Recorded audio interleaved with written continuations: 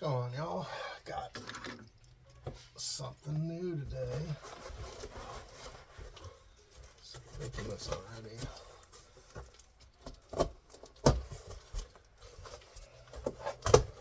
Been playing on the Minilogue XD for right at a year, and been through all the presets, messed with a lot of settings and such, and just felt like it was time for something new. Getting more sounds, more filters, more control, more dynamic, all around. I don't know why they have this giant box holding this little box. I could have just got a smaller outside box. But I just think I'm gonna have something. So this is the Korg multi-poly. Just came out 4 or 5 months ago, maybe. It's pretty new. The thing I'm most excited for is the layer feature, where you can have multiple sounds going at once and you can rotate them out. You can split the keyboard, which is something I haven't had access to, so you can do different sounds for different parts of the keys. So that's really cool. That's probably the power adapter.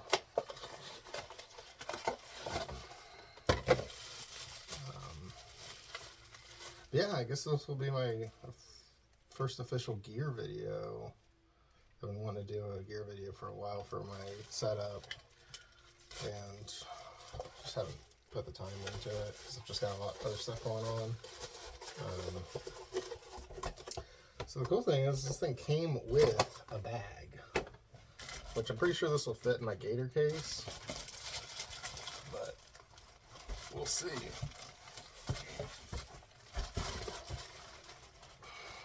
Looks.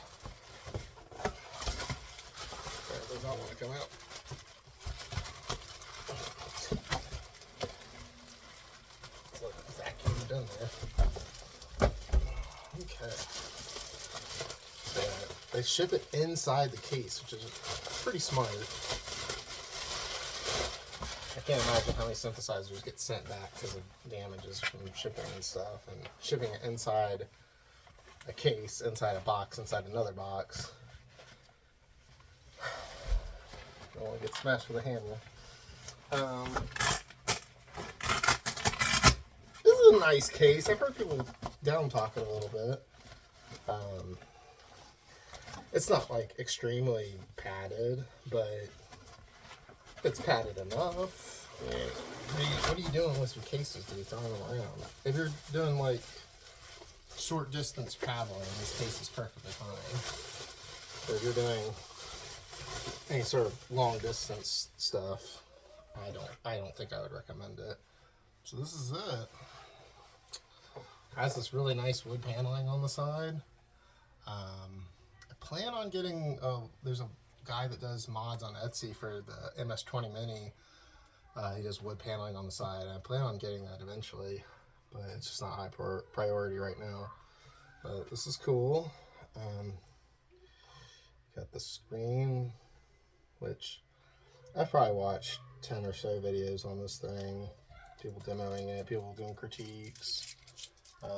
Overall, people are very positive with it. I think the biggest drawback that I've heard people talk about is when you're building a new sound, you can get kind of lost in the menu diving. Hold on one second.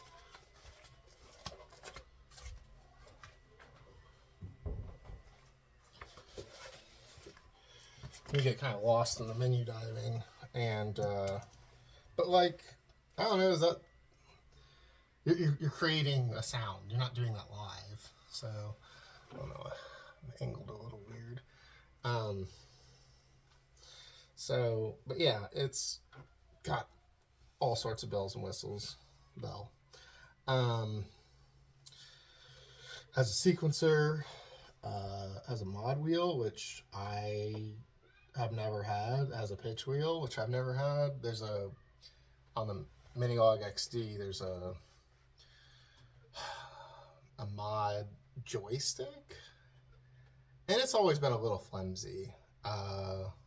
Like it falls off quite a bit. Although I think I finally figured it out because it hasn't fallen out in a little bit. But the first time I did it, if you watch one of my original, the very first time I played it at an open mic night, the Minilogue XD, it popped off and I was very confused. But anyways, but yeah, I'm really excited to layer in different sounds. So like it sounds like multiple instruments playing at the same time. Really excited about the hard panning it does from the stereo effects. Got to figure out how I'm going to incorporate that with my signal blender setup that I have, because right now the signal blender feeds in mono, the Minilogue XD and the MS-20 Mini. I don't know how I continue that setup, and I kind of need to keep using the signal blender because I use the slicer, the SL20. I use that on both songs that incorporate the MS-20. This side note, this keyboard can actually do MS-20 sounds. Obviously, playing on an actual MS-20, the accessibility is a little greater, just because like you have all the knobs. This is just like using the engine, and then you use all these filters, as opposed to doing like the semi-modular stuff that the MS-20 does. But yeah, I don't know what I'm gonna do with that, because I also use the Pyramid, the Earthquaker Devices pyramids as well. Forgoing the Mercury 7, the Polymoon is not a big deal with the MS-20, because I have the Melee and the Janus from Walrus Audio, not sponsored, feeding into it, so I can get modulation and repeats and stuff with that. Not like delay repeats, but you get what I mean. So yeah, gotta figure that out. Like, maybe find like some super fancy ABY switcher that can let me access everything. It's just gonna be hard with the stereo panning. Another critique people have had is the inputs being kind of basic. You've got the power input. You've got the power button itself. You got MIDI out and in, which I've never used MIDI on the Minilogue XD. I'm gonna try doing it here since this is brand new. I kind of want to do everything. I want to use this to the highest capability that I can. Then you've got a USB port to be able to use the editor, like there's a computer editor you can use with it, software. There's a damper input. You got right, left mono, and you got a headphone jack. So yeah, people have complained a bit that this should be more expansive, like there should be other things here that you have access to.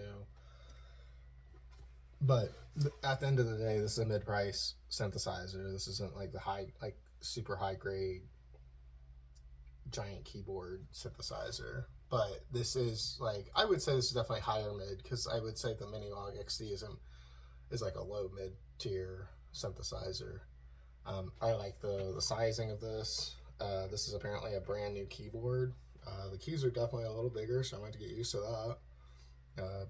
In comparison to the Minilogue XD, which I can actually just show you side by side comparison.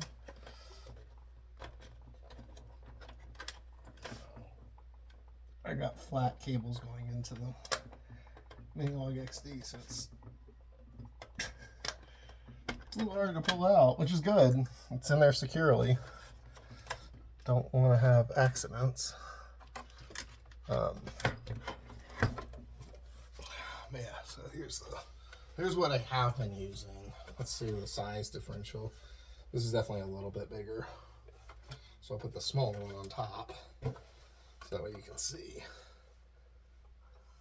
So it's wider and deeper. Height is roughly the same, which makes sense. Shouldn't be too much taller. Yeah. It's cool because they have kind of opposite wood features. This one has a wood paneling in the back, this one has it on the side, so that's interesting. The multi-poly is mostly plastic with a metal top, wood on the sides. This is kind of the same, but just the wood's in a different spot.